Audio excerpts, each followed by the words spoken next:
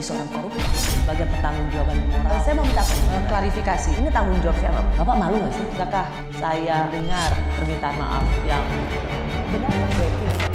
Orang-orang menjadi korban.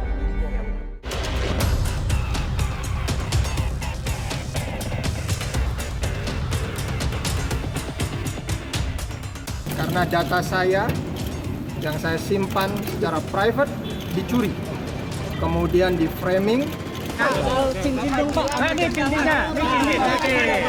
Ini cincin dari kiai saya. Cincin dari kiai saya. Oke. Oke. Cincinnya yang hati-hati ya. Dari teman-teman memberitakan dengan macam-macam ya. Gedung KPK belakangan ini kedatangan beberapa pejabat negara karena harus memberi penjelasan dan pembuktian akan asal-usul harta kekayaan mereka yang dipamerkan di media sosial.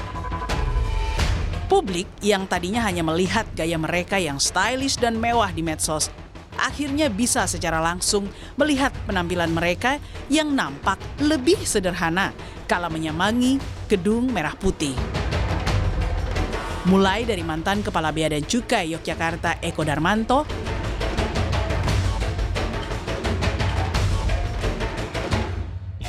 Kepala Bea dan Cukai Makassar Andi Pramono, hingga mantan Kepala Badan Pertanahan Nasional Jakarta Timur Sudarman Harjasaputra yang datang bersama sang istri Vidya Piskarista. Usai diperiksa KPK, para pejabat ini membantah doyan pamer kemewahan. Mereka malah mengaku sebagai korban fitnah. Saya tidak pernah berniat bermaksud untuk pamer harta seperti yang disampaikan secara viral. Kenapa hal itu terjadi? Karena data saya yang saya simpan secara private dicuri, kemudian di framing, dan beredarlah yang seperti rekan-rekan sekalian ketahui. Saya tidak punya pesawat. Itu merupakan milik Fasi dan sudah terklarifikasi dan terkonfirmasi. Banyak sekali gambar itu bukan anak saya ya. Gambar bukan anak saya dikait-kaitkan dengan anak saya dan pribadi saya, itu sungguh fitnah yang sangat keji. Tolong ini sampaikan pada teman-teman, awas untuk para pemfitnah dan pemberi berita yang tendensius tanpa klarifikasi kepada saya. Cincin dong Pak. Ini cincinnya, ini cincin. Oke. Ini cincin dari kiai saya. Cincin dari kiai saya. Oke. Oke. Cincinnya yang hati-hati ya. Dari teman-teman memberitakan dengan macam-macam ya. Ibu ada yang mau disampaikan?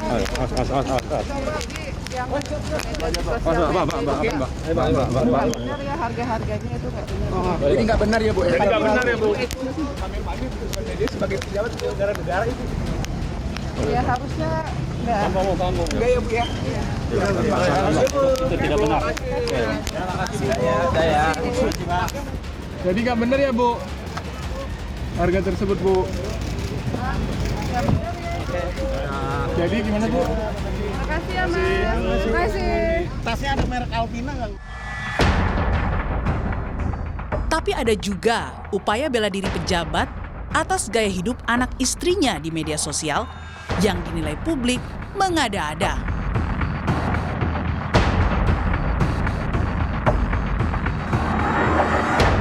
Pada saat itu kan kawan teman-teman beliau banyak yang mengajak-ngajak main sepeda. Terus kami tidak punya sepeda, namun sepeda itu dipinjamkan oleh kawannya. Udah sukanya disuruhnya cicil-cicil. Nah itulah sepedanya, bukan beruntung yang bagus, yang biasa-biasa saja. Tas itu terus terang aja ada tas yang dibilangnya di branded 420 juta, Hermes semua. Udah saya cek, itu tas KW. Harganya lebih kurang 2-5 juta. Istri saya bersama kawannya lebih kurang 11 orang, itu pun rame-rame. Jadi mereka itu berangkat ke Turki dengan menggunakan mencari tiket-tiket yang murah, promo. Itu lebih kurang dicarilah dapat tiket itu lebih kurang 10 juta pulang pergi. Beredar foto anak saya ulang tahun 17 di toko kok, di satu salah toko, tapi namanya dari Skalda, umur 17 tahun kawan-kawannya. Ibarat nila setitik rusak susu sebelanga. Akibat istri doyan pamer kekayaan, karir moncer sang suami pun buyar. Mulai dari penonaktifan sementara, hingga pencopotan jabatan. Bahkan bukan tak mungkin, dari istri yang gemar flexing di medsos akan menjadi awal terbukanya kotak Pandora kejahatan korupsi.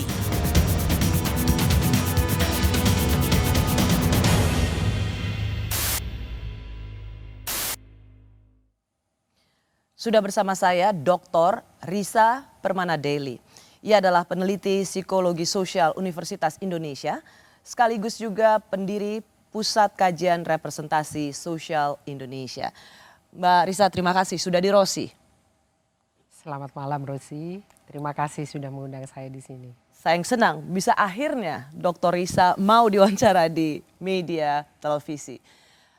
Mbak Risa, kalau kita lihat apa yang terjadi belakangan ini, ada pamer-pamer harta di media sosial oleh pejabat, istri pejabat. Saya ingin masuk dulu pada pertanyaan pertama. Fenomena apa ya yang dapat menjelaskan ini? Begini Rosi, sebetulnya kalau kita melihat fenomena yang ada saat ini, kita itu sebetulnya mencoba mengerti akarnya di mana kan pengertiannya. Ada banyak sebab karena sebetulnya peristiwa seperti ini bukan hanya terjadi saat ini saja. Kalau kita runut ke belakang pasti ada akarnya, ada asal mulanya dan asal mulanya pasti juga sama tetapi dengan representasi yang beda. Hanya kalau sekarang ada media sosial yang bisa mengenerate image itu dengan kecepatan yang luar biasa. Kalau dulu nggak ada, bentuknya di mana pamernya? Dulu bentuknya itu arisan, pertemuan dharma wanita. Maaf saya harus menyatakan yang sebenarnya. Tetapi sekarang ada media sosial yang membuat mereka bisa melakukan itu semua. Jadi sebetulnya bentuknya sama, tetapi wataknya saja beda karena ada teknologi informasi yang bisa mengenerate image itu dengan kekuatan lebih besar. Jadi sebenarnya pamer-pamer istri pejabat itu tidak melulu sekarang. Tapi dari dulu juga sebenarnya watak pamer harta itu sudah menjadi bagian dari keseharian istri pejabat. Itu kayak yang ingin Mbak Risa katakan. Sebetulnya gini, kita bisa ngecek yang namanya butik barang-barang bermerek itu kan bukan ada di Indonesia baru beberapa tahun terakhir ini. Tuh. Tahun 80 kita udah kenal yang namanya Chanel, Gucci dan segala macam. Pembelinya siapa? Kita tahu jawabannya. Yang memakai siapa? Kita tahu jawabannya. Tetapi kok nggak ada berita ke masyarakat? Karena nggak ada media sosial. Tapi kalau kita melakukan penelitian dengan melihat foto-foto pertemuan ibu-ibu pejabat zaman dulu, pasti kita akan menemukan fenomena yang sama. Jadi untuk saya ini bukan sesuatu yang anomali secara sosial untuk masyarakat Indonesia. Karena sebenarnya terjelaskan bahwa ini telah berlangsung lama. Iya. Ada watak untuk selalu ingin memamerkan harta yang dimilikinya. Iya. Nanti kita bicara soal halal haramnya Mbak Risa. Mbak Risa, saya mau masuk untuk memperlihatkan beberapa foto-foto mereka yang kemudian menuai kontroversi. Kalau kita lihat dari foto yang pertama, ini adalah istri Esa Rahmasyah. Ia adalah Kasubag Administrasi Kendaraan Biro Umum Kemenseknek yang sudah dinonaktifkan. Ini ada nota pembelian mobilnya, Mbak Risa. Lalu kemudian berikutnya adalah ini Vidya Piskarista, istri Sudarman Harja Saputra, mantan Kepala Badan Pertanahan Negara Jakarta Timur yang akhirnya dicopot karena flexing harta kekayaan. Nah berikutnya lalu ada istri dari Direktur Penyelidikan KPK. Oh ini foto yang ketiga, istri dan anak sekretaris dari daerah Pemprov Riau. Ini juga terposting. Yang kemudian Mbak Risa langsung dijelaskan, oh barang-barangnya KW, bukan branded Hermes 400 juta, tapi itu KW. Berikutnya adalah ini ada postingan gambar dari istri Direktur Penyelidikan KPK yang memposting ya gaya hidup mewah, barang-barang bermerek. Dan kemudian suaminya juga diperiksa di Dewas KPK. Sebagai seorang peneliti, Anda mengambil gelar doktor di Sekolah Tinggi Ilmu Psikologi Sosial di Paris, Prancis. Apa sesungguhnya yang melatar belakangi istri-istri pejabat dengan sangat leluasa bangga memamerkan gaya hidupnya dan tas yang banyak orang tahu itu mungkin harganya bisa membeli satu rumah KPR?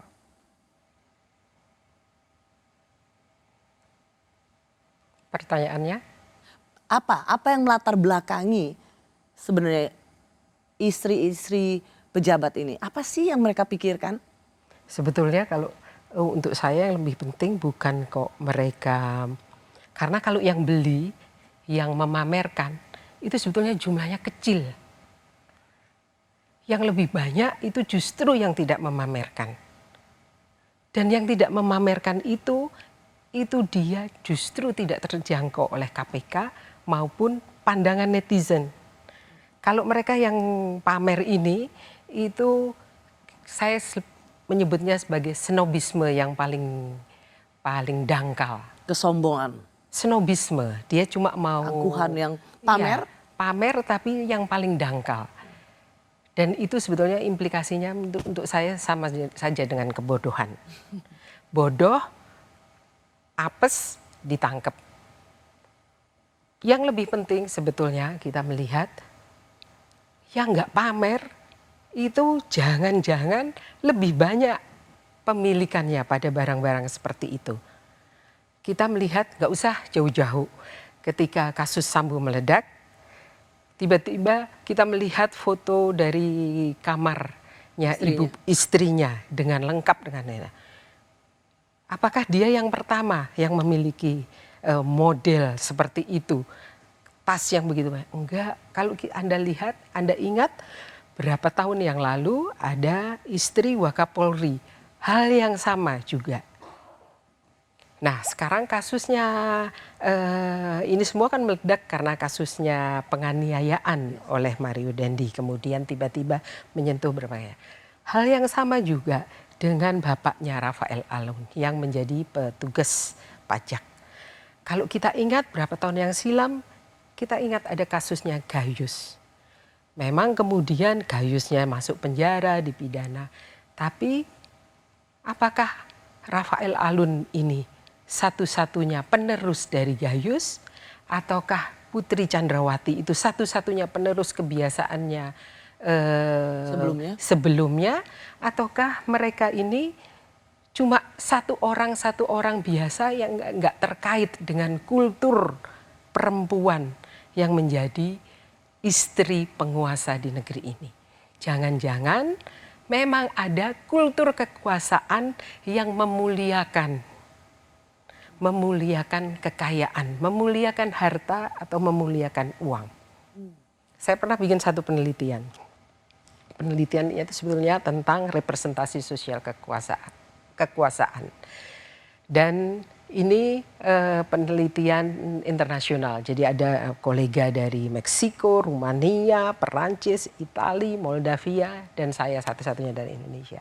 Yang menarik hasilnya di semua tempat kalau representasi sosial tentang kekuasaan itu diwakilkan oleh sebuah kata, semuanya kata yang muncul adalah uang. Tetapi bagaimana uang itu dimaknai pada setiap tempat, di tempat lain itu semuanya ngomong tentang korupsi, ilegal, abuse kekuasaan.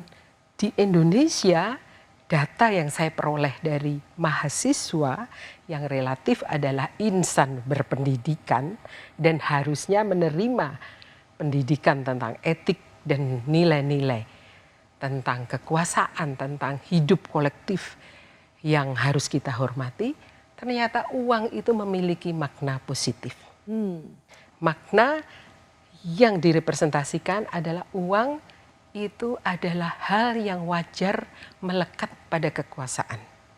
Justru di tempat lain, di negara-negara lain, uang itu bisa dimaknai sebagai sesuatu yang negatif. Iya, ketika berkaitan dengan kekuasaan. Tetapi di kita justru uang itu adalah standar kemuliaan. Iya, makanya itu kemudian menerangkan banyak hal juga. Nanti kalau suaminya tiba-tiba diangkat menjadi, saya nggak tahu, kepala dinas, kapolres, atau apa saja, bisa apa saja. Pertanyaan masyarakat adalah, naik mobil apa? Kok nggak ganti mobil? Kok nggak ganti mobilnya? Jadi kita melihat ada sebuah bias kultural tentang kekuasaan dan uang yang kemudian itu menjadi dasar seluruh perilaku yang kita lihat pada tayangan-tayangan tadi. Dokter Risa, jadi saya menangkap... Jangan panggil dokter dong. Ya kan memang dokter, Anda sekolahnya susah loh di sekolah tinggi ilmu psikologi sosial di Paris, Prancis. Anda melakukan banyak penelitian.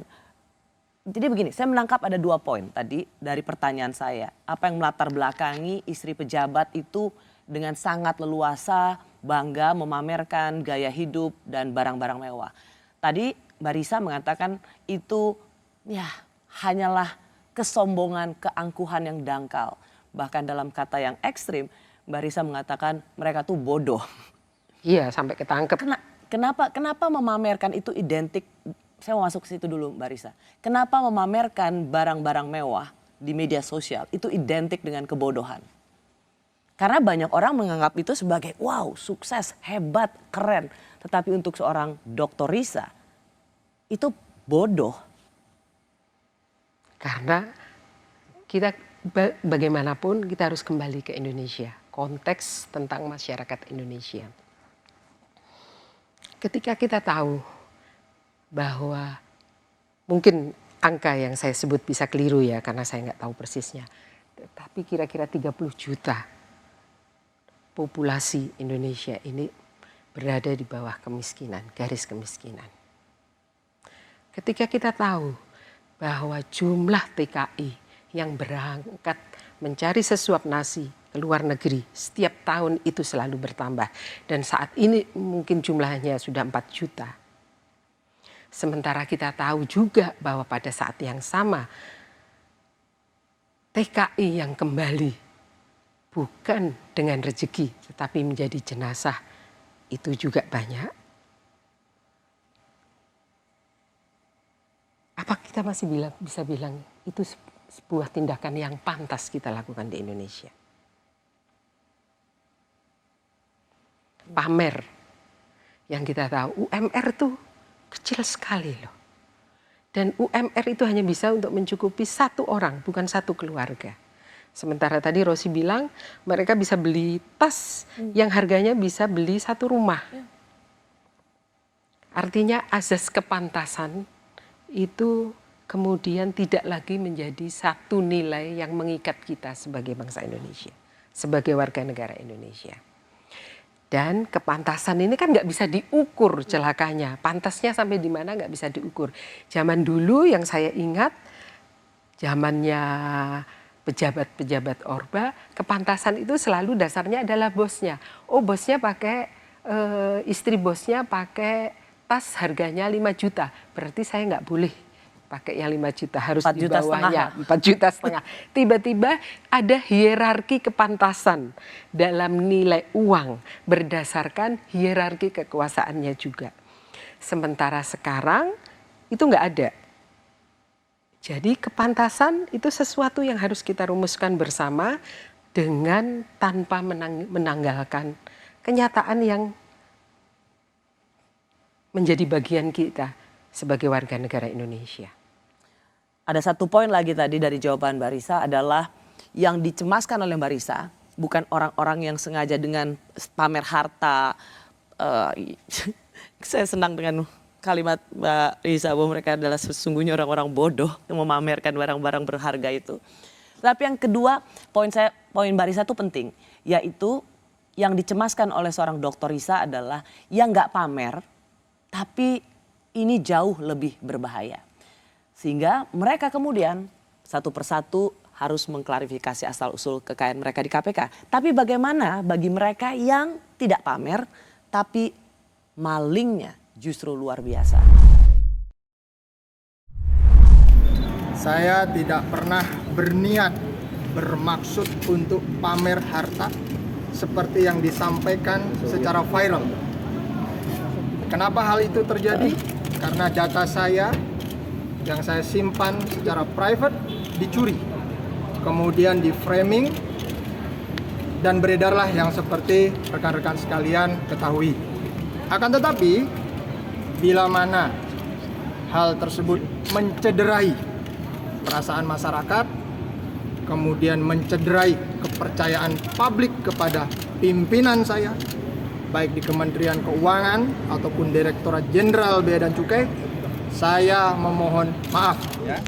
Saya telah lengkap menyampaikan dan telah diklarifikasi secara kooperatif dan profesional. Ya.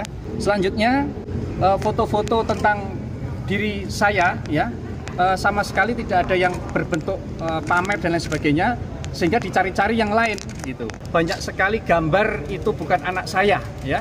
Gambar bukan anak saya dikait-kaitkan dengan anak saya dan pribadi saya, itu sungguh fitnah yang sangat keji, ya. Cincin dong Pak. Ini cincinnya, ini cincin. Oke. Ini cincin dari kiai saya, cincin dari kiai saya. Oke. Oke. Cincinnya yang hati-hati ya. Dari teman-teman memberitakan dengan macam-macam ya. Terima kasih, saya sudah menyampaikan data dan fakta semua data dan fakta sudah saya sampaikan ke tim KPN KPK, dan saya ucapkan terima kasih, mereka sudah bekerja profesional baik itu tim Ijen dan BPN. Pak Darman, apakah mengenai gaya istri Anda termasuk ditanyakan dalam klarifikasi tadi Pak? Sudah Pak, semua data sudah saya sampaikan sebagai pejabat negara, sudah sampaikan ke KPK. Silakan teman-teman media untuk menyampaikan. Ibu ada yang mau disampaikan?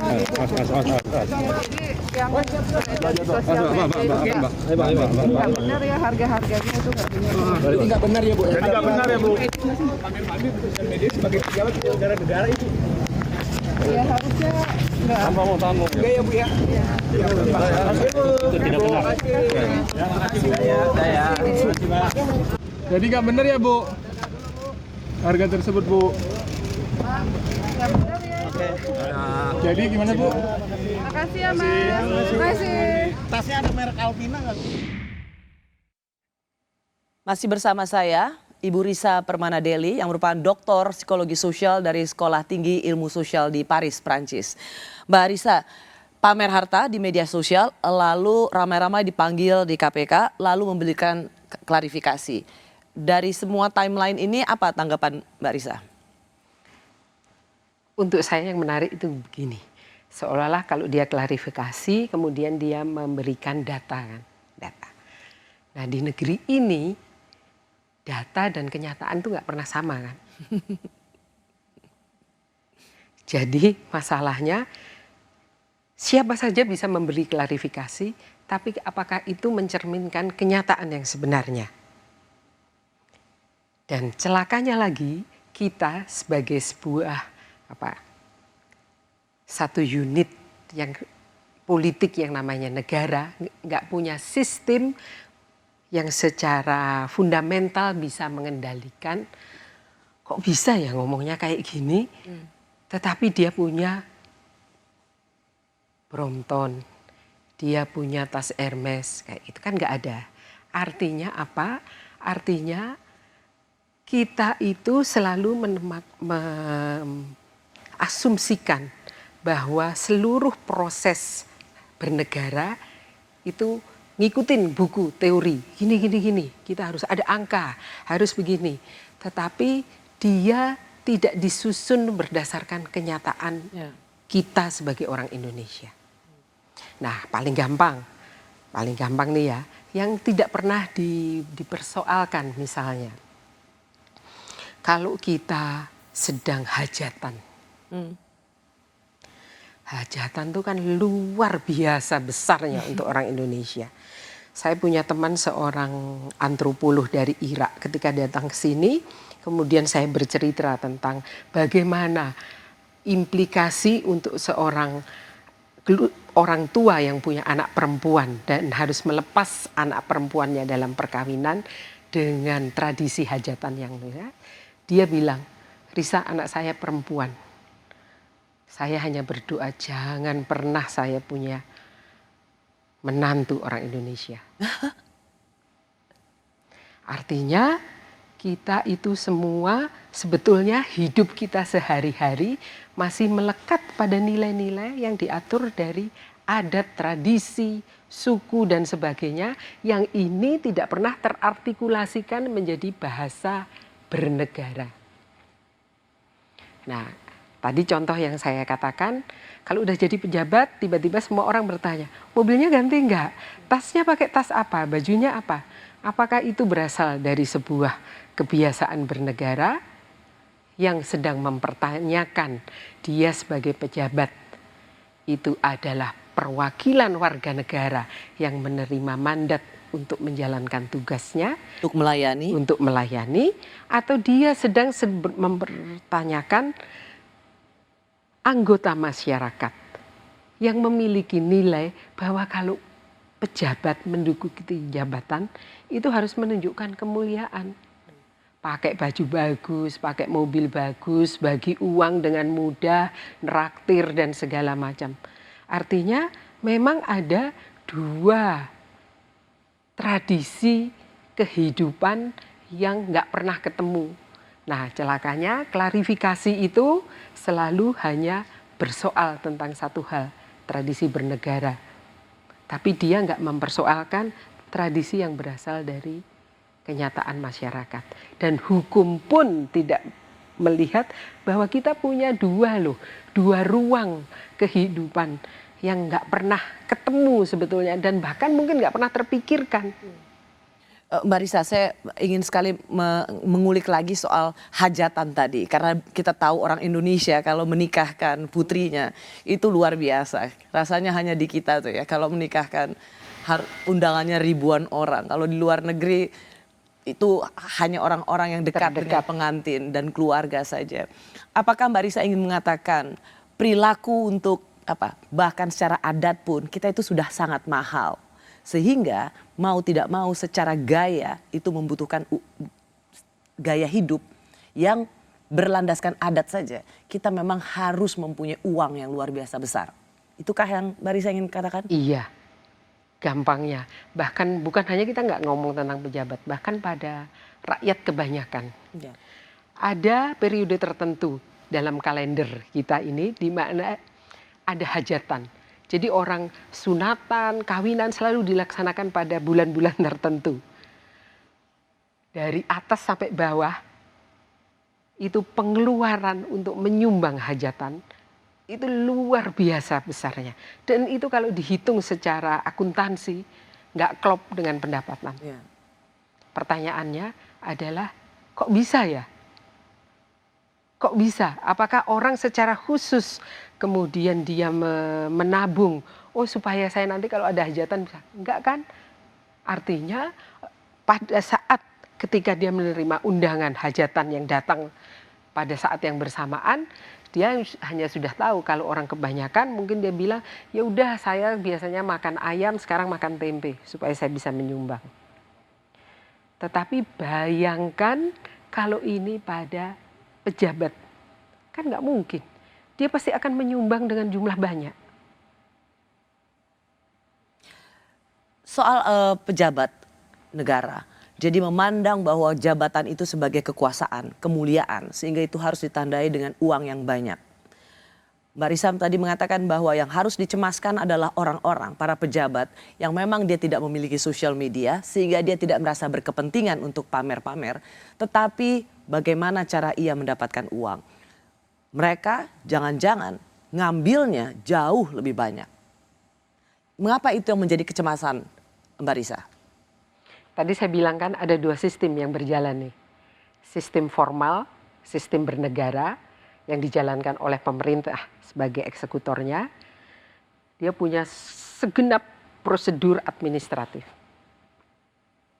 Tetapi sistem yang berjalan di sampingnya itu nggak pernah ada bahasa yang bisa merepresentasikan dalam bahasa prosedur yang pertama. Apa implikasinya? Implikasinya adalah satu, orang selalu mengatakan, oh ini hibah kalau dia dapat. Satu, dilaporkan, oh hibah, nggak dilacak orang hibah. Kalau ini single system, dilacak. Bagaimana cara mendapatkannya? Kemudian implikasi berikutnya, berapa pajak yang akan dibayarkan?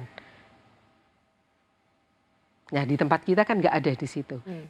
Jadi semua orang, sistem pertama yang seharusnya itu menjadi payung untuk 280 juta penduduk Indonesia, itu ternyata justru mengamankan sekelompok orang yang hidup dari nggak pakai media sosial, tapi kaya, nyolongnya lebih banyak, dan dia selalu selamat dalam sistem administrasi seperti ini. Karena dia nggak pernah melacak dari mana. Sementara proses mendapatkannya itu selalu dengan cultural excuses. Ya. Bisa dibilang warisan, punya barang antik. Oleh-oleh. Karena barusan juga ada hanya sekelas account eksekutif, hartanya 100 jutaan tapi kemudian sudah melonjak menjadi hampir 100 miliaran dan penjelasannya adalah karena memiliki barang antik. Mbak Risa, tapi saya tertarik untuk melihat soal tadi penelitiannya Mbak Risa yang mengatakan bagaimana uang di masyarakat kita itu sebagai standar kemuliaan dan menjadi pejabat itu adalah ruang kekuasaan dan ruang kekuasaan itu identik dengan uang. Apakah ini memang yang menjelaskan bagaimana pejabat kita itu sangat rentan korup? Kalau kita ngomong tentang korupsi, satu, harus dilacak ke belakang dulu. Satu, bahwa sistem pemerintahan kita itu tidak memberi remunerasi yang memadai kepada pegawainya. Satu. Jadi kalau mau dirunut, terutama setelah tahun 70-an lah, katakan tahun 70-an. Gaji itu kecil sekali, nggak mungkin orang hidup. Dan itu juga kemudian menjelaskan kenapa ada selalu gaji nggak cukup terus dia jualan daster lah, bikin kue lah, segala macam. Dan itu nggak pernah tercatat pada yang pertama. Yang gaji tercatat di pertama. Tetapi sirkulasi uang yang non gaji diperoleh dari pekerjaan yang bukan sebagai statusnya pegawai negeri itu nggak pernah tercatat. Itu yang pertama. Nah, karena ini ketika keadaan masih kebutuhan kita cuma nyekolahin anak, beli baju kalau lebaran untuk anak, bikin kue, bikin opor lebaran, ini masih bisa memadai dengan jualan daster lah, jualan buku lah, atau apa nyambi istilahnya gitu. Tetapi ketika arus barang itu makin banyak, orang kan tidak lagi bergerak berdasarkan kebutuhan. Tiba-tiba ada yang namanya keinginan. Hal yang paling sederhana di dalam perilaku membeli, saya membeli bukan lagi karena saya butuh, tapi karena saya ingin. Dan yang ngiming-ngimingin itu bukan cuma pembeli, termasuk televisi seperti Anda ini yang selalu menyiarkan iklan gak karu-karuan. Sehingga orang ngerasa, oh saya butuh shampoo yang bisa begini, saya butuh apa, itu masih yang barang kecil, belum barang yang gede-gede gitu kan. Nah, ketika keadaan seperti ini, kita nggak punya supporting system ini. Akhirnya kemudian terjelaskan, kemudian korupsi itu terjadi. Tetapi apakah yang menjalani itu merasa atau memaknai hal itu sebagai korupsi? Enggak. Justru enggak. Dia memaknainya sebagai ada orang berterima kasih, rezeki. Makanya kita mengenal di dalam sistem pemerintahan ini ada jabatan-jabatan yang konon, jabatan basah, jabatan kering. Loh kalau kita ngomong hidup bernegara, nggak ada jabatan kering dan basah, semuanya itu sama. Rezeki itu kan hanya petani yang menerima kemuliaan dari alam semesta sehingga hasilnya lebih.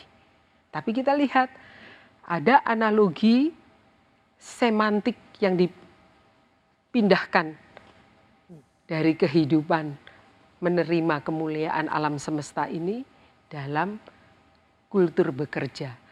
Kultur bekerja itu gampang kok sebetulnya, Rosi. Anda punya kompetensi, Anda menduduki sebuah jabatan sesuai kompetensi Anda menerima imbalan sesuai produktivitas Anda. Itu yang namanya sistem produktif. Nah di tempat kita celakanya itu yang nggak pernah terjadi. Yang terjadi adalah kalau di birokrasi harus kita terima siapa yang paling bisa nyenengin bos, dia yang akan menduduki jabatan yang paling gampang. Makanya ada pengertian, ada istilah asal Bapak senang. Mbak Risa, saya ingin dapat lagi gambaran soal penelitian Mbak Risa, soal jabatan atau kita masyarakat Indonesia. Dari hasil penelitian Mbak Risa itu adalah uang itu dimaknai sebagai kemuliaan, gitu ya Mbak Risa ya. Sehingga orang yang menjabat sesuatu tidak dilihat sebagai kewajiban untuk melayani, amanah, tetapi justru untuk mencari uang. Karena itu jabatan identik dengan uang yang banyak. Itukah kemudian yang bisa ditarik pelajaran dari penelitian Mbak Risa? Sebetulnya gini, kita juga jadi sistem pemerintahan yang lama, katakan Orde Baru, yang saya tahu Orde Baru karena saya tumbuh dan besar di zaman itu ya. Jadi untuk mengkompensasi pendapatan yang begitu kecil untuk pegawai negeri adalah kalau mereka mendapatkan jabatan, mereka dikasih rumah, dikasih mobil, dikasih uang bensin, dikasih uang makan. Gampangnya jabatan itu adalah kemudahan untuk menikmati seluruh fasilitas yang dijamin legal oleh negara. Sampai hari ini. Sampai hari ini. Mungkin itu kita harus bikin penelitian pada calon-calon bupati atau gubernur atau siapapun yang sedang mencalonkan diri, apakah itu menjadi salah satu unsur yang menarik perhatian mereka untuk mencalonkan diri atau justru tantangan bahwa ada masalah. Oh, kalau saya mau jadi gubernur di Jawa Barat, ada masalah loh. Jawa Barat ini ternyata konon adalah daerah yang subur, tapi kok kemiskinan segini tinggi. Tetapi kok tingkat pendidikan masyarakatnya rendah. Tetapi kok jumlah orang yang menjadi TKI itu tetap tinggi, tidak berkurang. Apa artinya?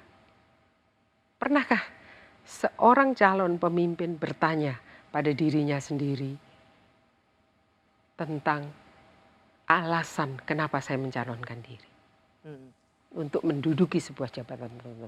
Karena kalau yang menjabat dia ditunjuk, tetapi yang secara voluntarily dia akan menduduki jabatan tertentu, pernahkah dia mempertanyakan itu? Jadi ada miskonsepsi tentang bagaimana menduduki jabatan itu. Saya ingin mendapat penegasan dari Mbak Risa. Jadi sering sekali bahwa jabatan itu disalahartikan, ya kan? Kita tidak menjalankan jabatan itu untuk melayani, tetapi justru apa yang kita lihat dengan sekarang pampangan yang terpampang di media sosial, para istri, para anak gitu. Justru jabatan itu didapat atau diraih, dijalankan supaya bisa lebih kaya. Itu satu hal iya, tetapi untuk saya yang lebih penting begini, Rosi. Karena bagaimanapun kita ngomong kayak gini kan sebetulnya ini juga bagian dari pendidikan. Kita sedang men-share pengetahuan kita tentang hidup bersama sebagai warga negara Indonesia. Sebetulnya yang lebih penting untuk saya, bagaimana mungkin kita hampir 75 tahun merdeka, mengatur diri kita sendiri, tetapi tidak ada sistem kontrol yang berasal dari kita untuk menyatakan bahwa yang kayak gini ini nggak benar loh. Ya. Dan kita bersembunyi pada asas kepantasan yang sangat relatif, Ya. relatif secara sosial, kultural, religius, apapun, sehingga kita nggak bisa mengatakan ini salah. Dan ini memiliki implikasi hukum. Budaya pamer harta seolah jadi standar kesuksesan seseorang. Apa yang membuat seseorang haus pengakuan? Punya motor gede nggak salah kalau dia belinya dengan uang halal, uang gajinya sendiri. Tadi saya tanya berapa sih harganya, ada yang 150 juta. Ya they can afford lah. But even kalau mereka bisa mampu membeli, terus naik motor rame-rame pakai. Terus pertanyaannya kenapa sekarang? Ya kemarin-kemarin nggak ada kejadian seperti ini. Mungkin Anda oke-oke saja. Itu pun menurut saya kalau Anda punya kesadaran sendiri, menurut saya itu nggak pantas saja. Saya masih bersama Dr. Risa Permana Deli, peneliti psikologi sosial yang juga pendiri Pusat Kajian Representasi Sosial Indonesia. Mbak Risa, soal kepantasan, tapi kan pantas itu juga sangat relatif. Kalau bosnya senang pamer, pasti anak buahnya juga melakukan hal yang serupa. Tapi poin saya gini, mana sih yang lebih baik pamer harta? Gini, kalau uangnya itu barang mahalnya itu dari hasil keringat sendiri, kenapa nggak boleh ditunjukkan, Mbak Risa? Boleh saja kalau Anda itu artis. Boleh saja asal? Kalau Anda itu artis atau yang kita tahu memang penghasilannya tinggi. Tetapi kalau dari pejabat, seperti yang saya bilang, pejabat itu menerima amanah publik. Dan yang namanya publik Indonesia, populasinya itu seperti saya bilang, 30 juta kita itu hidup di bawah garis kemiskinan. Gaji itu hanya cukup untuk satu orang, bukan satu keluarga. TKI masih tinggi. Panen, apalagi dengan sekarang perubahan iklim, panen itu belum sesuatu yang pasti. Apa pantas kita melakukan itu? Ya. Mbak Risa, kalau misalnya orang akan berlindung begini, ya udah kalau begitu yang penting jangan pamer. Tapi nggak apa-apa, tetap korup. Gimana kalau disalahartikan seperti itu? Nah itu yang tadi saya persoalkan. Kok bisa ya bangsa yang umurnya itu nggak muda lagi loh. Hampir 75 tahun. Artinya praktek bernegara itu kan kita setiap hari kita latih. Kok nggak ada mekanisme kontrol yang memungkinkan kita bisa mengontrol bahwa penghasilan di luar gaji itu ilegal. Bahwa memiliki barang-barang yang nilainya jauh lebih tinggi dari gaji itu nggak pantas. Dan pasti ada sesuatu. Pasti ada sesuatu. Nah kalau negaranya itu cerdas, kan dia akan membuat sebuah mekanisme untuk mengontrol itu semua. Pertanyaannya, dinas pajak ngapain ya? Kita lapor pajak itu terus ujungnya kemana? Atau nggak usah pajak, ini kan gede negara kalau pajak. Di setiap lembaga itu selalu ada satu unit ya, yang tugasnya mengontrol. Inspektorat ya, di mana saja. Lah terus itu ngapain? Artinya memang ada sesuatu yang berjalan tidak sebagaimana mestinya tentang membikin sebuah bangsa yang dasarnya kesetaraan. Oke, saya karena Mbak Risa lama di luar negeri di Paris, jadi bisa membuat perbandingan gitu. Jadi kan gimana? Bagaimana memaknainya? Pejabat itu harus berlagak miskin? Enggak berlagak miskin, misalkan. Atau pencitraan hidup sederhana? Enggak juga, karena kalau di sana itu ada sistem kontrolnya, sistem gaji. Gaji itu semua datanya memusat di negara.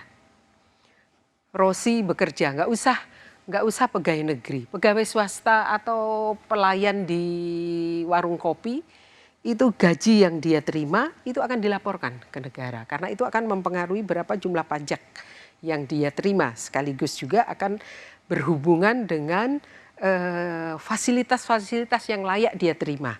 Kalau orangnya miskin, misalkan saya dulu menerima beasiswa, tetapi beasiswa saya itu berada di bawah garis kemiskinan untuk warga Perancis.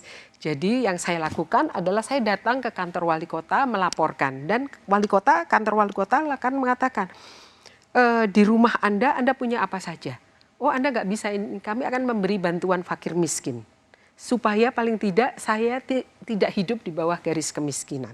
Itu satu hal. Itu untuk rakyat kebanyakan. Tetapi untuk pejabat ada sistem pajak, pelaporan pajak yang luar biasa ketat. Yang saya kira di sini tidak pernah diberlakukan. Gampangnya gini, kalau di sana pegawai pajak itu banyak sekali. Saking banyaknya mungkin dia perbandingannya 1:10 dengan masyarakat kebanyakan. Dikit berarti yang diawasin ya, maksudnya gitu kan, kalau 1:10 kan. Iya. Jadi dikit yang diawasi. Dan pelaporan pajak juga bersifat individual. Jadi saya yang melaporkan, bukan negara yang mengawasi langsung memotong ini. Nah, ketika saya melaporkan masuk ke kantor pajak, orang sekian banyak ini kemudian membuat satu sistem random untuk melakukan verifikasi pada jumlah pajak yang saya bayarkan, jumlah pendapatan yang saya terima, sekaligus jumlah pemilikan objek-objek yang saya peroleh dari pendapatan saya. Biasanya mereka akan mengirimkan, kemudian mereka kayak random, oh namanya Rosi keluar, oh namanya Risa keluar. Mereka akan kirim surat tanggal sekian, kami akan melakukan verifikasi. Nah itu kekuatan dari surat untuk negara, bahwa negara akan melakukan verifikasi ini lebih besar daripada kekuatan malaikat Jibril yang akan mencabut nyawa manusia. Karena mereka tahu kalau mereka miss 100 rupiah saja, angka satu saja, implikasinya adalah hukum. Dan hukum di sana itu bukan hukum pertemanan, tetapi hukum yang menjamin kesetaraan, bahwa dari presiden sampai yang paling rendah itu akan berlaku sama. Makanya ada anekdot, ada dua yang paling ditakuti di dunia ini. Satu malaikat maut, dua petugas pajak. Itu. Kalau petugas pajaknya memang seperti yang saya ceritakan tadi. Dan saya masih bisa menyambung ceritanya petugas pajak. Kalau mereka datang, mereka sudah punya data yang kita laporkan dan mereka akan memverifikasi. Kok ada barang ini? Kapan dibeli? Harganya berapa? Pendapatan Anda nggak memungkinkan ini. Ada representasi yang dihormati. Jadi kehadiran petugas pajak di sana ditakuti, dihormati. Bukan menjadi peran yang masih bisa diajak kong kali kong. Nggak bisa. Ya. Nah, saya tapi ingin dapat gini Mbak Risa, bagaimana menjelaskan secara psikologi sosial attitude atau kebiasaan pejabat di negara modern dan di kita. Mengapa di kita itu memang banyak juga pejabat itu senang pamer gaya hidup mewah, pakai private jet, liburan ke luar negeri. Mengapa? Apakah memang ini khas pejabat Indonesia atau di mana-mana memang pejabat negara itu punya kebiasaan pamer? Saya nggak akan ngomong yang di mana-mana. Yang saya tahu misalkan, yang saya tahu saja Perancis dan Indonesia. Tapi entah itu di Perancis, entah itu di Indonesia, entah itu di Meksiko ataupun di Burma yang represif, secara psikologi sosial sebetulnya semua perilaku kita itu kita belajar secara sosial dari lingkungan kita. Pejabat yang suka naik private jet, gak mungkin out of the blue dia bilang saya mau naik private, pasti ada presidennya. Dan presidennya aman, gak dipersoalkan secara hukum. Jadi dia tiba bilang ngomong, oke kalau gitu kita kayak Mensos yang masuk ke penjara. dia mengunjungi tempat-tempat yang akan menerima bantuan sosial dengan menyewa sebuah private jet, pasti ada presidennya tindakan tersebut. Di tempat lain kenapa nggak ada? Karena nggak ada presidennya. Jadi karena lingkungan sekitar atau pendahulunya atau role modelnya juga melakukan hal yang sama, sesama pejabat melakukan hal itu, maka itu menjadi satu kebiasaan yang dibenarkan. Kalau di tempat kita bisa bilang role model. Kalau di sana peraturan dan hukum. Nggak mungkin, terpikirkan aja nggak pernah. Kalau di tempat kita lihat. Aduh, bos saya. Dia dipinjemin helikopter untuk nengok orang tuanya. Tiba-tiba saya ada di jabatan tersebut. Ada orang yang menawarkan, Pak ngapain Bapak mesti antri? Saya pinjemin, kenapa enggak? Bos saya dulu juga pernah, ternyata saya juga enggak sendirian. Petugas pajak juga tidak pernah mempersoalkan hal tersebut. Dan ini juga tidak pernah saya laporkan. Jadi gampangnya, sistem bernegaranya Membiarkan hal itu.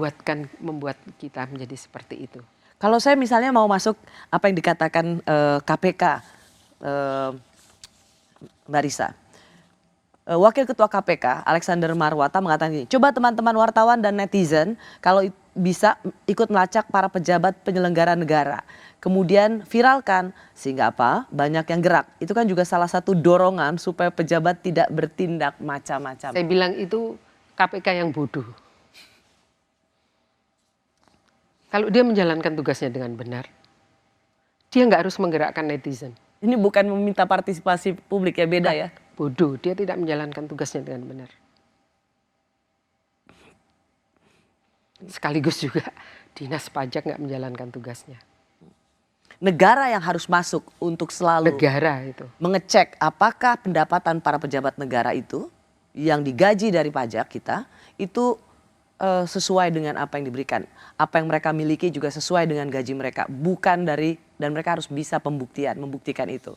Jangan lupa kayak negara Perancis yang namanya pegawai pajak itu memiliki akses pada rekening bank setiap orang. Oke, Mbak Risa, dari penonaktifan hingga pencopotan jabatan itu dilakukan oleh mereka yang gemar pamer harta.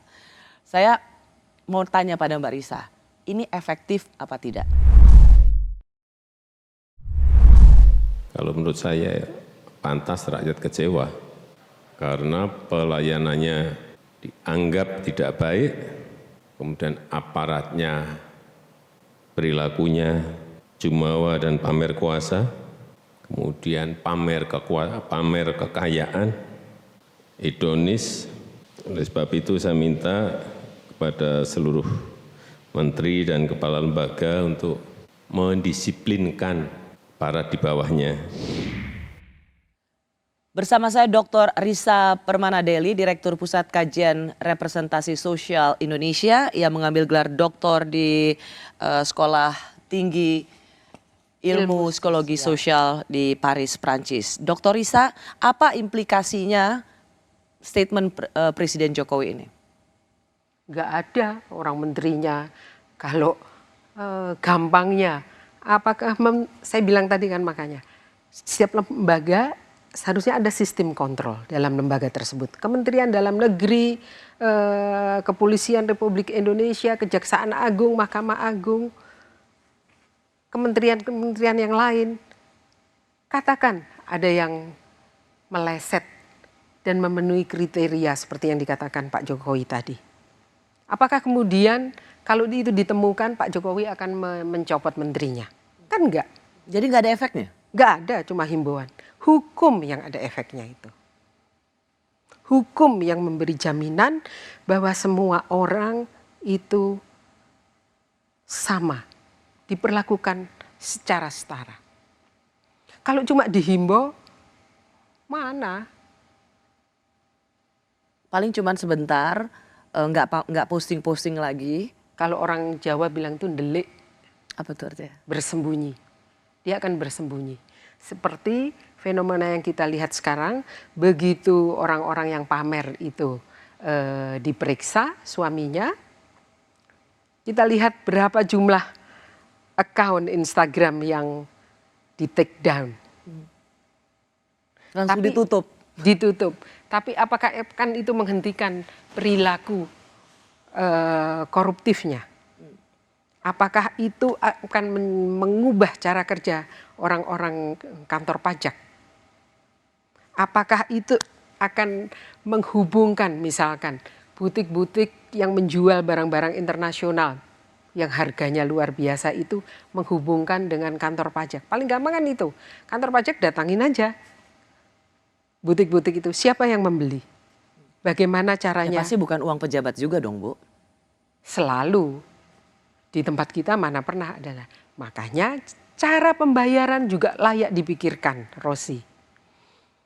Waktu saya masih bersekolah di Perancis itu ada satu peraturan yang menurut saya itu gampang sekali diaplikasikan di seluruh dunia, bukan cuma di Indonesia. Apalagi ada sistem informatik yang memungkinkan kita menjangkau sampai titik yang paling jauh, yaitu jumlah pembayaran dengan tunai saat saya maksimum itu cuma 2 juta. Jadi gampangnya lainnya harus pakai apa? Pakai cek, pakai kartu. Nah kalau udah pakai cek, pakai kartu kan gampang. Bisa terlacak. Apa susahnya Bu Sri Mulyani mengaplikasikan hal yang paling sederhana seperti itu? Apalagi sekarang sistem informatiknya itu begitu canggih. Mbak Risa, dari penelitian Mbak Risa itu juga bisa dilacak nggak sih? Kenapa orang, tadi kan Mbak Risa mengatakan ya nggak apa-apa pamer selama artis, ya memang supaya mereka bisa jadi endorser gitu. Kenapa ya istri pejabat, perempuan-perempuan, istri pejabat itu seneng pamer di Indonesia? Karena ada lembaganya namanya Dharma Wanita yang ya? memberi pupuk pada perilaku pamer. Jadi sebuah perjalanan panjang sekali ya bahwa istri pejabat dari dulu itu memang punya harus diakui bahwa dia sudah jadi istri bos. Kalau dulu di arisan-arisan Dharma Wanita, sekarang nama itu tetap ada, tapi kemudian terakselerasi dengan media sosial. Tapi kenapa perempuan? Kenapa perempuan? Konon perempuan adalah makhluk yang konformis. Tapi saya nggak terlalu percaya pada premis seperti itu. Saya lebih percaya bahwa pada masyarakat kita yang namanya sistem kolektif itu terlalu tinggi, terlalu kental. Maksudnya Mbak Risa? Kolektivitas itu terlalu kental dan kolektivitas itu membuat kita itu seragam. Satu orang pakai Hermes, tiba-tiba semua orang bermimpi pakai Hermes. Dan itu juga menjelaskan kenapa banyak barang palsu. Padahal sebenarnya mereka tidak tahu sebenarnya kenapa Hermes itu menjadi salah satu barometer. Bukan nggak tahu, nggak peduli. Yang penting dapat barang mahal. Yang penting seperti yang lain. Yang penting seperti yang lain. Oke. Nah, ketika kemudian klarifikasi pejabat itu, istri pejabat Sekda Riau misalnya, oh itu bukan asli, itu KW beli di Tanah Abang. Artinya kan mau mengatakan itu nggak mahal, itu murah. Jadi nggak ada unsur, jadi tidak ada yang dilanggar. Karena kan yang penting tasnya murah, boleh Hermes KW. Yang penting kan bukan semahal Hermes beneran. Dari sisi pendekatan apa yang mau dipersoalkan dari hal itu? Satu, pada simbolisasi barang mewah atau pada efektivitas pengontrolan. Karena kalau mau efektivitas pengontrolan, sebetulnya kantor pajak itu gampang sekali. Di mana belinya? Kapan? Kejar terus ya? Kejar terus. Penjual pun akhirnya dia juga berpikir ulang untuk sekedar menjual, mendapatkan keuntungan. Mbak Risa, efektif nggak kalau pejabat istrinya pamer, terus kemudian suaminya dinonaktifkan, dicopot? Itu sebuah gesture kebijakan yang baik? Pertanyaan saya, apakah itu akan menghilangkan korupsi? Tapi Atau apakah cuma menyembunyikan dalam periode yang pendek? Tadi saya cerita, kita ada Rafael Alun sekarang. Berapa tahun yang silam kita punya Gayus. Apakah Rafael Alun ini satu-satunya turunan dari Gayus? Bahwa kemudian kita melihat ada profil sebagai yang hampir sama seperti Gayus, kita tahu kan artinya ada satu kultur di Kementerian Keuangan yang membuat siapa saja kalau ada di situ bisa seperti Gayus. Ya. Yang apes Rafael Alun. Makanya saya bilang dia bodoh istrinya. Bagaimana masyarakat kita bisa memiliki satu standar penilaian, tidak mudah kagum pada pamer harta, mereka yang pamer harta. Karena kalau kita tahu di dunia misalnya Elon Musk, salah satu yang terkaya di dunia, kalau kita lihat apa yang dia pakai, apa yang dia pamerkan itu jauh dari segala sesuatu yang bersifat memamerkan harta gitu. Tapi kalau kita kan mudah sekali, mudah kagum, mudah terpesona, padahal bagi mereka yang banyak sekali yang memamerkan harta, flexing ternyata penipuan. Kita tahu ada Indra Kents, ada Doni Salmanan gitu. Apa yang bisa kita miliki supaya kita tidak mudah terpesona pada mereka yang senang memamerkan barang mewah? Kita ini selalu bilang, oh yang penting itu karya, yang penting karya. Sejak kapan kita berkarya? Karena karya itu hanya mungkin muncul dari sebuah kultur di mana sistem produksi, sistem bekerja itu dasarnya adalah prestasi, karya. Sementara di tempat kita, kenapa seorang menduduki jabatan? Kemarin saya baru ngasih istrinya oleh-oleh tas dari Paris.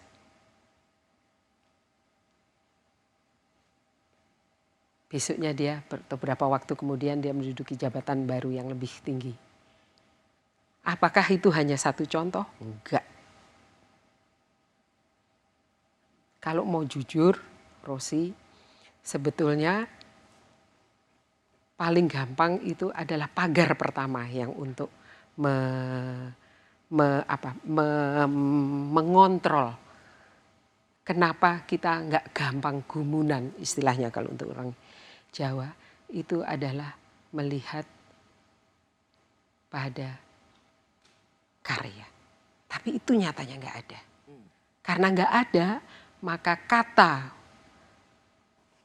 ada satu terminologi yang itu dipercaya oleh semua orang, itu menjadi acuan untuk bersekolah, berperilaku baik, progres, berpikir tentang progres, itu nggak berlaku di Indonesia, adalah meritokrasi. Ya. Karena nggak ada meritokrasi, maka dengan sendirinya orang yang akan dipandang oleh semua orang yang terpesona pada kemuliaan yang palsu ini, dengan sendirinya adalah kepalsuan itu sendiri. Ya. Menutup perbincangan kita, apakah Mbak Risa ingin mengatakan juga buat kita semua, kalau orang itu nggak ada karyanya, terus ujuk-ujuk hanya memamerkan barang berharga, barang mahal, lifestyle yang sangat hedonis gitu, itu adalah kepalsuan, jadi berhentilah terpesona. Nggak mungkin berhenti, karena akan ada selalu Bukan maksud saya, buat kita-kita yang melihat, jangan berhentilah terpesona pada mereka yang seperti itu. Sebetulnya bukan berhenti, kalau saya lebih senang kita itu sadar, kemudian loh saya ini hidup sebagai warga negara Indonesia, konon ini adalah sebuah negara republik, artinya rakyat itu memiliki martabat di hadapan hukum.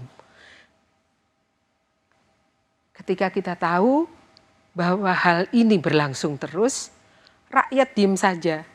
Acara seperti ini untuk saya yang lebih penting adalah membuat kesadaran pada warga negara bahwa kita itu bermartabat.